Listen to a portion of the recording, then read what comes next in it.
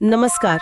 आज हम एक अहम और सच कहूं तो काफी चिंताजनक विषय पर बात कर रहे हैं। अमेरिका और ईरान के बीच जो ये नया तनाव बढ़ा है। बिल्कुल। हमारे पास एक विश्लेषण है, अमेरिका ईरान तनाव गहराता संघर्ष।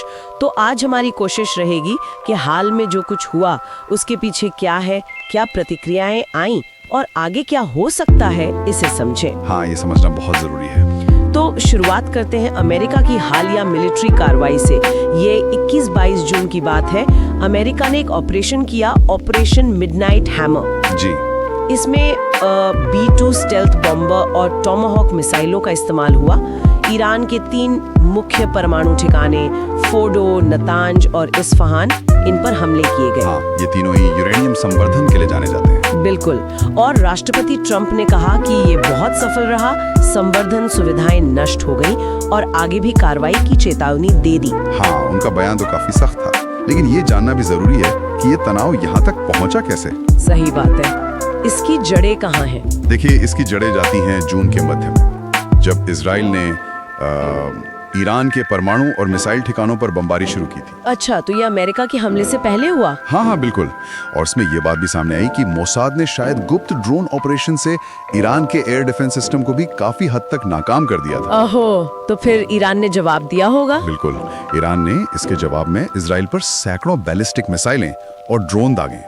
अब देखिए, इजराइल का आयरन डोम और दूसरे डिफेंस सिस्टम काफी तगड़े हैं, लेकिन फिर भी कुछ मिसाइलें और ड्रोन सुरक्षा घेरा पार कर गए। और नुकसान हुआ? हाँ, वहाँ मिलिट्री और सिविलियन दोनों तरफ के नुकसान की खबरें आई। तो ये जो अमेरिकी हमला है, ये इसी बढ़ते हुए तनाव की एक और कड़ी है, कोई अकेली घटना नहीं। समझ गए। ये पूरी तस्वीर अब थोड़ी साफ हो रही है। तो फिर ये जो अमेरिकी हमले हुए, इन पर क्या रिएक्शन आए? ईरान ने क्या कहा? जाहिर है वो चुप तो नहीं बैठे होंगे। नहीं, बिल्कुल नहीं। ईरान ने इसे सीधे सीधे आपराधिक हमला कहा और कहा कि ये अंतर्राष्ट्रीय कानून का खुला उल्लंघन है। साथ ही गंभीर नतीजे भुगतने की धमकी भी दी। गंभीर नतीजे? इसका क्या मतलब निकालें? क्या वो फौरन कोई बड़ा हमला करेंगे? देखिए, ये एक दिलचस्प सवाल है।